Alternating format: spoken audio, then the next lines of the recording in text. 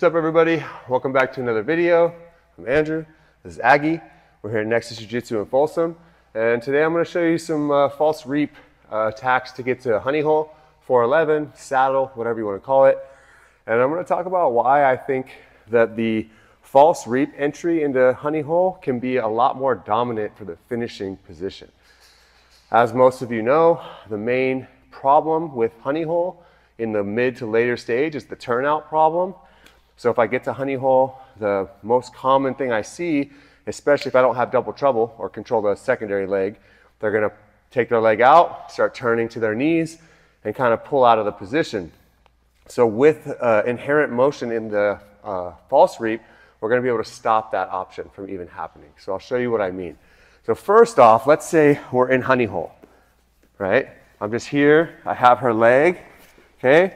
If I don't get to double trouble, if I don't control this leg, the main thing people do is they take this leg out, they start turning away from me, turning this knee, and now they're pulling their leg out and just sliding out, right? And of course you can do inside rolls and try to chase the leg, but it's hard at that point because once somebody turns, they can start straightening their leg, putting weight back into you, and now all your weight is in the wrong position. It's very hard to finish. It's very hard to get your attacks off. So that turnout problem is a big issue. So most of the time from other entries of honey hole, I control the secondary leg before I even focus on the primary leg. That's a big deal. But if you do the false reap entry, that can kind of be foregone or mitigated pretty easily. So we're going to start from kind of seated guard or supine guard here. And as our partner steps in, we're going to look to go reverse De La Riva. And why would I go reverse De La Riva? Well, because the knee cut is so dominant in no-gi because there's nothing to hold on to. So it's likely that if I just start playing regular guards here, she can drop this knee to the mat and start her knee cut. So I have to put structure between her knee and the mat. And the best way in my experience to do that in no-gi is reverse De La Riva. So as she steps in, I'm grabbing reverse De La Riva. Now she tries to put this knee to the mat and I can hold up her whole weight on me here and it's not even a struggle. It's not hard, right? And now depending where this knee is relative to her ankle will determine what my attacks are. If I'm going to go, say, Kiss of the Dragon, or if I'm going to go false reap, or if I'm going to go back to other options, right? I can even get into attacks on this leg. So as she steps in, I'm getting this grip, and I like to hug behind the knee here. I work my De La Riva hook in, my reverse De La Riva hook, and I like to keep this foot kind of floating here so I can either press on my own foot to elevate and go into, say, Kiss of the Dragon, or I can push on her hip here, and what that helps me do now is pommel this foot in front of her leg. Once I get this foot in front of her leg, this hand's going to become very active. Now I really want to get this deep and pull her knee to me. The main counterintuitive part of this motion, especially for me when I was learning it, is I want this knee tight to my chest. A lot of people will lock a figure 4 here. You can do whatever you want your grips, but just make sure that you lock this close and tight to your chest. Okay, that's very important, all right? So again, as she steps in, I'm going here for my reverse De La Riva grip, locking in my reverse De La Riva and holding the back of the knee.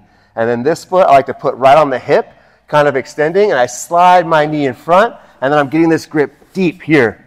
And now my foot that just came through, my reap foot, I like to hook on the back of the hamstring. This is going to give me good control over the position. Now I want to get her hips over my head and my head under her hips. So I use this leg to extend, and I use my toes on the mat to really drive my hips up. And see how that brings her right over my head. And this is really important here, right? As I bring her over my head, this hand is holding this knee, and we'll talk about why in a second. But I'm really holding that knee. And this hand can look for the ankle to pull it to the inside so I can swipe my leg in front. Now it's rather easy to get my hips up, lock this triangle, and set her hips to the mat. Okay? Now, what you'll notice, once I do the position, she steps in, I'm going reverse De La Riva, getting my grips, making space, coming through, locking in my false reap. Again, I'm extending with this foot and driving off the mat with these toes. Getting her heavy on her hands. Look, I can grab this ankle, pull everything in, lock my figure 4.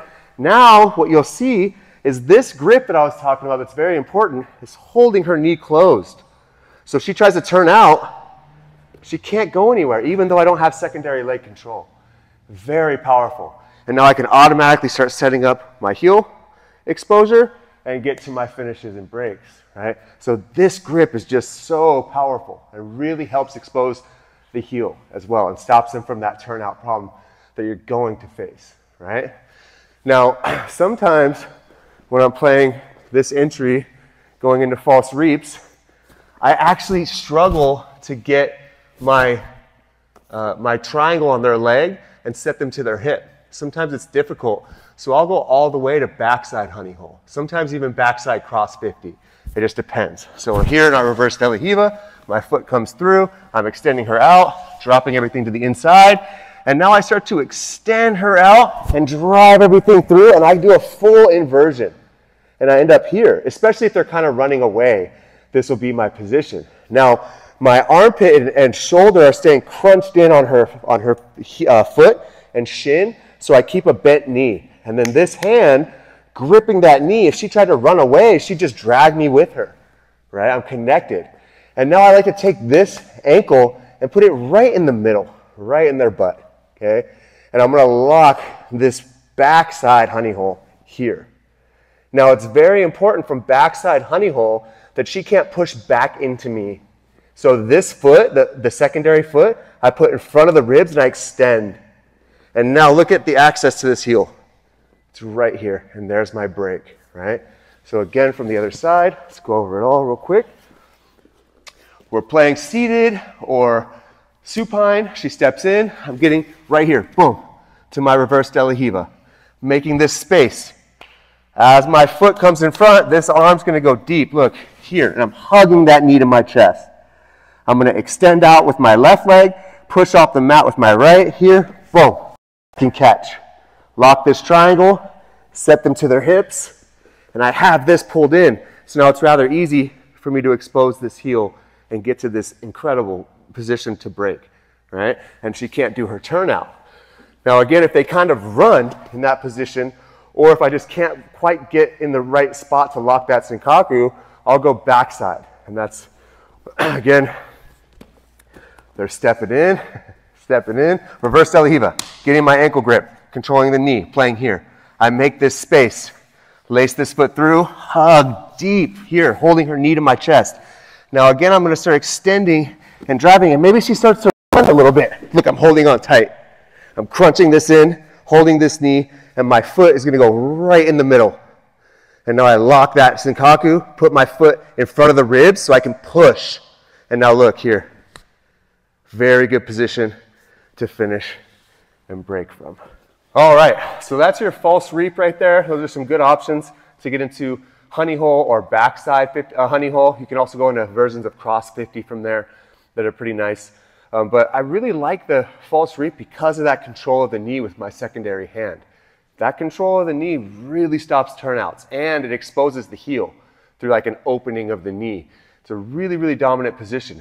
Just make sure you're keeping that knee pulled into your chest. It's counterintuitive. You keep the knee pulled into your chest to make space to get to the ankle. It's weird, but it is necessary if you really want to get this on people who are fighting against you, right? Really dominant position. Try it. Let me know how it goes. It's easier than it might seem. It's easier than it looks. When you really just go for it in a round, I tend to just land them. I tend to land them. Obviously, I've been doing it a long time, but try it, practice it, make mistakes, and you can fix all those little avenues, right? And then slowly but surely, you'll start finishing those positions, right? Let me know how it goes. If you want to see anything in the future, put it down in the comments. Like, subscribe, hit the notification bell. Again, I'm Andrew. This is Aggie. We're here at Next Jitsu in Folsom, and we'll see you in the next one.